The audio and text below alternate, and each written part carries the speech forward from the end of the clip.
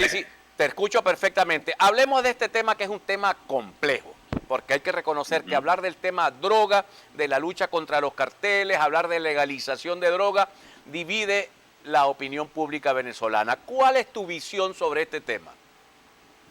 Bueno, primero que nosotros tenemos, Juan Carlos, un Estado desmantelado en Venezuela. Es decir, una de las cosas que nosotros tenemos que fortalecer de nuevo es nuestro sistema judicial y el tema de nuestras policías. Es decir, nuestras policías están en una situación de mucha debilidad, no solamente frente al narcotráfico, sino en razón de la delincuencia organizada. Es decir, estamos viviendo una situación que todavía no sabemos ni siquiera el diagnóstico. Es decir, que, ojo, mi prioridad ¿cuál es? La educación.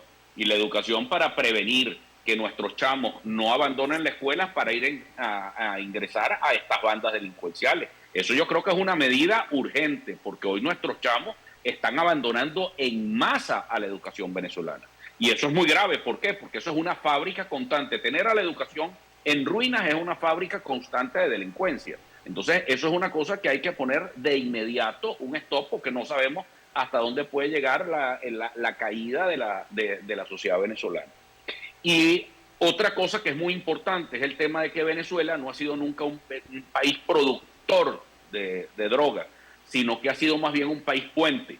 Entonces allí nuevamente hay que recurrir al diagnóstico y al diagnóstico real de lo que tenemos, porque hoy no sabemos qué tenemos. Lo que sí sabemos es que hemos sido puentes, que por la intervención internacional, por las diversas informaciones que tenemos, Venezuela es un pase fácil para los asuntos de narcotráfico, pero que sí necesitamos hacer una reforma estructural en nuestro sistema de justicia, en nuestro Ministerio Público y en todas estas organizaciones, y especialmente en las policías. Pero en esto tenemos que ser muy firmes como gobierno, y en mi gobierno eso vamos a ser muy firmes. Pero lo primero que tengo que detener es la fábrica de delincuencia organizada que puede estar ocurriendo con la falla de la educación venezolana. Y la posibilidad de que la droga, perdón, el dinero de la droga penetre la política venezolana, lo ha hecho en muchísimos lugares del mundo.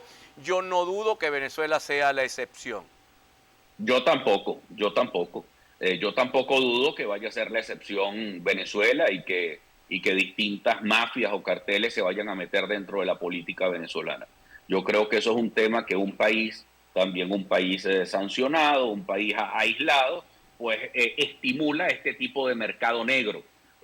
Porque lejos de favorecer la democracia o la transparencia, las sanciones lo que hacen es generar más mercado negro. Y en la medida en que haya más mercado negro y oscuridad en las cuentas electorales y en las cuentas de los candidatos, pues evidentemente facilita que todas estas organizaciones criminales se puedan meter. Ahora, Entonces, eso es un tema que hay que tomarlo con mucha seriedad y responsabilidad, porque hasta el momento, uno, tú tienes de nuevo que generar sistemas de transparencia, y segundo, hay un tema que toca de manera directa todas estas cosas, ¿no? ahora Y es el entiendo. tema del financiamiento del Estado a Ajá, los partidos. Entonces, ok. esto es una cadena completa, Juan Carlos, no es una cosa, no, ni estoy siendo ambiguo ni tibio, sino que es que hay una cadena completa que va desembocando en la oscuridad. Ahora, el tema de financiamiento de los partidos, que en una época lo financiaba el Estado a través del propio Consejo Nacional Electoral, permitía tener Ujú. más transparencia sobre los recursos. Mira lo que está Claro, pasando en así Colombia. es. En Colombia está preso el hijo del presidente, porque recibió una plata y supuestamente se la embolsilló de los narcotraficantes de la costa atlántica colombiana. Acá, al no tener Ujú. financiamiento, bueno, tú le pides al contador que presente las cuentas y arma las cuentas, pero en el fondo esas no son las cuentas. Entonces eso deja en peligro el problema de la presencia de narcotráfico. Acá dice, hay gente que Pero fíjate, por dime, ejemplo, Juan ah, Carlos, discúlpame que te interrumpa, pero es que hay un tema, recuerda también del déficit democrático. Imagínate tú que alguien en todos los países del mundo, bueno, las cuentas de los partidos hay donaciones abiertas. Tú ves, por ejemplo, en la campaña española, tú sabes qué empresa o qué personas dieron y donaron para la campaña de Feijóo, y eso no significa que ahora el gobierno del presidente Sánchez vaya contra esta empresa. Pero esto en Venezuela no, en Venezuela ha sido pues bien complejo todo esto, el tema del financiamiento, porque imagínate tú que yo declare quién puede ayudar a Juan Carlos Fernández o quién nos puede echar un empujón en medio de nuestras campañas limpias, porque además eso es como latón. Ya sabemos que nuestras campañas son con muy poco fondo y siempre lo hemos notado, tanto el caso tuyo como el caso mío. Pero la verdad es que no podemos decir ni siquiera que alguien nos donó una licuadora, porque te podrás imaginar lo que le cae el señal encima a cualquiera de estas tiendas o a cualquier comerciante. Entonces, eso tiene que ver con democracia, la democracia tiene que ver con transparencia, transparencia tiene que ver con la protección también a las personas que ayudan en todo esto. Entonces, yo creo que esto es una cadena completa. Lo que pasa es que en Venezuela no hemos destapado esa olla. Mira, esa olla va a venir en algún momento. Rafael Simón Jiménez ha declarado en la mañana de hoy que si Maduro gana las elecciones en el 2024 va a ser responsabilidad de la oposición que se va a presentar con múltiples candidatos a esta elección. Ante eso, ¿qué dice Antonio Ecarri? Oye, que esos son viejos dogmas. Yo la verdad que no creo en eso. Yo creo que si Maduro gana las elecciones del 2024 es porque fuimos incapaces de presentarle a una gran mayoría nacional una esperanza de cambio concreto. Si tú tienes a un país que el 80% rechaza a los actores de la oposición y rechaza a Maduro, evidentemente en la unidad de unos pocos políticos de la oposición no está esto. Es que el reto es mucho mayor. Yo disiento un poco de mi querido profesor y historiador Rafael Simón Jiménez, a quien respeto muchísimo, pero yo creo que esos son dogmas que hay que superar en Venezuela. El problema no es que hayan 2, 3 o 4 candidatos, es que alguien realmente represente el optimismo, la esperanza y superar la polarización que hay en Venezuela. Pues esta polarización le hace mucho daño, porque es que no es que se unan todos los partidos de la oposición y acaben con el chavismo. Ah, bueno, muy bien, si eso pasa, pues el chavismo no se va a dejar cortar la cabeza y aquí lo que viene es un conflicto otra vez. Esa es la manera en que hemos visto la política durante los últimos 25 años. ¿Qué tenemos que hacer? Crear una fuerza distinta a estos dos polos que ya están hartos del conflicto, que lo que quieren es vivir en paz y generar una esperanza y optimismo y emoción que haga que la gente en su mayoría vote. Porque si estamos hablando, Juan, que el 80% de los venezolanos está rechazando al gobierno y rechaza también a los actores tradicionales de la oposición. Entonces, ¿qué es lo que nos hace falta? Esto que estamos haciendo hoy, diciendo que hay una cosa diferente, que hay una política diferente, que hay una propuesta diferente que viene a resolver los problemas y no me importa que sea rojo, que sea azul, el que sea, sino que vengo es a resolver problemas, punto, y a generar confianza para que usted pueda montar su negocio en el Marite y no seguir pasando trabajo y que usted pueda vivir por sí mismo, pero que haya un Estado que garantice el crédito público, que haya el crédito bancario y etcétera, todo lo demás. Entonces, pero para esto, ¿qué necesitamos? Un cambio sin sobresalto. Necesitamos un cambio en paz y no un cambio con camorra. Entonces, no ese planteamiento. Yo creo que hay como unos dogmas que se han creado en la sociedad venezolana que nos tienen atrapados en estos 25 años. Ahora, entonces, ¿vamos a seguir con la misma cantaleta? No me parece. Creo que tenemos que ir más bien a que se genere un sector político diferente a ese viejo PSUV y a esa vieja oposición y que genere y que refresque a Venezuela. Es que si no vamos a seguir presos de estos 25 años. Mira, en palabras de Jesús Ejías, el candidato tiene que tener la capacidad para ganar, la capacidad para cobrar y la capacidad para gobernar en un escenario adverso por lo menos el primer año. Hablemos no de ganar, porque tú tienes las herramientas y pudieras ganar una elección, pero cobrar. Que Maduro vaya al Congreso y te ponga la banda.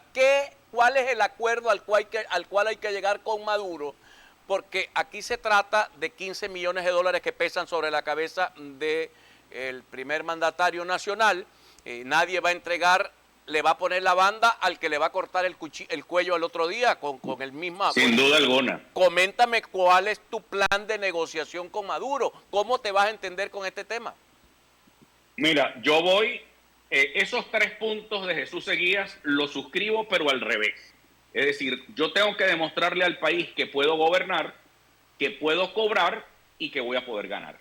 Es decir, primero, la gobernabilidad. La gobernabilidad es que necesitamos, el tema Venezuela también se resuelve estableciendo una serie de alianzas internacionales que permitan que esa transición sea en paz y sea garantizada.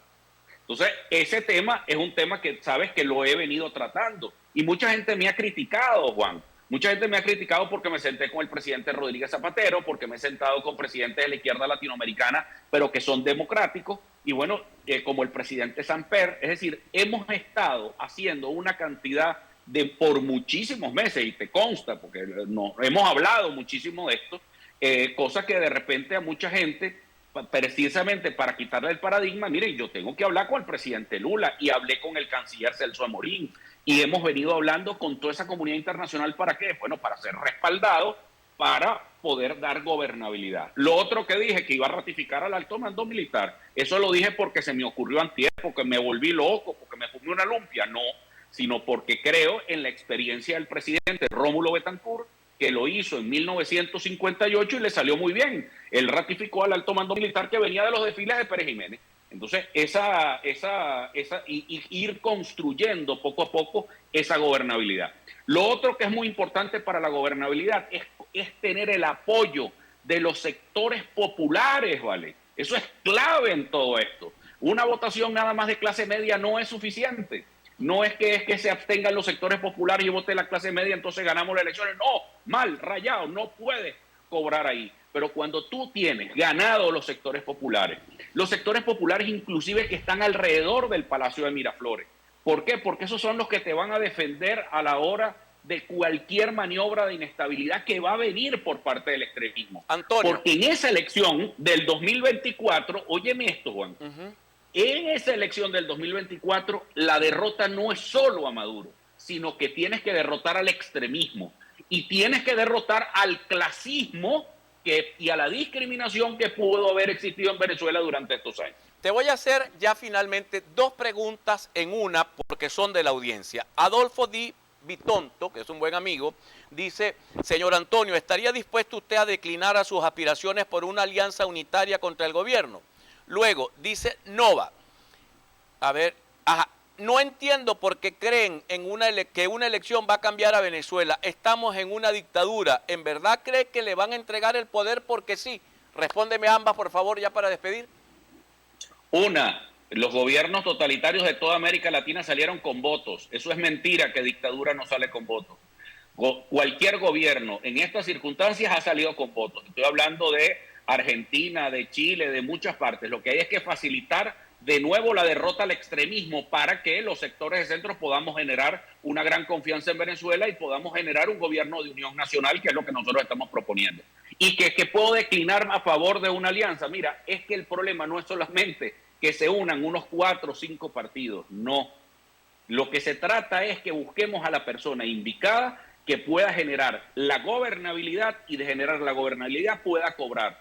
Y ese cobro venga con una mayoría popular. Esa es lo que tenemos que construir. Es una gran plataforma que reúna a la mayoría popular venezolana que rechaza a Maduro, que rechaza a la vieja oposición venezolana y que quiere algo nuevo para Venezuela. Bueno, eso es lo que nosotros proponemos al país. Antonio, un placer haberte visto. Pendiente un cafecito en la capital o en Maracaibo. Que Dios te bendiga, Antonio Ecarri, candidato presidencial por la Alianza del LAP y esperando ampliar su alianza. Antonio, gracias. Gracias. Y vendrán buenas noticias. Por allá estaré muy pronto. Muchísimas gracias. Evelyn, ¿cómo cierra el segmento? Cerramos con esta noticia, Juan Carlos. En focoinformativo.com, Telechea dice: es crucial que Venezuela recupere su posición como suplidor petrolero confiable. El ministro de Petróleo de Venezuela, Rafael Telechea, dijo que será crucial que el país recupere su posición como fuente de suministro confiable, esto de crudo y de libre de sanciones, ante proyecciones sobre un crecimiento de la demanda mundial en los próximos años. Informes internacionales indican que la demanda mundial de petróleo crecerá en los próximos años, frente a lo cual será crucial que Venezuela recupere su posición como fuente de suministro confiable y libre de sanciones, escribe en su cuenta en Twitter, o lo que es conocido ahora como X. De esta manera se podrán satisfacer las necesidades energéticas del futuro, agregó también el presidente de la Estatal Petróleos de Venezuela, Juan Carlos. Bueno, mis queridos amigos, nosotros vamos a identificar al retorno la reflexión del día de hoy. Somos Tercera Voz, el más completo noticiero digital de todo el país. Visítenos en nuestra página web www.terceravoz.com o síguenos en nuestras redes sociales. Periodismo independiente, Tercera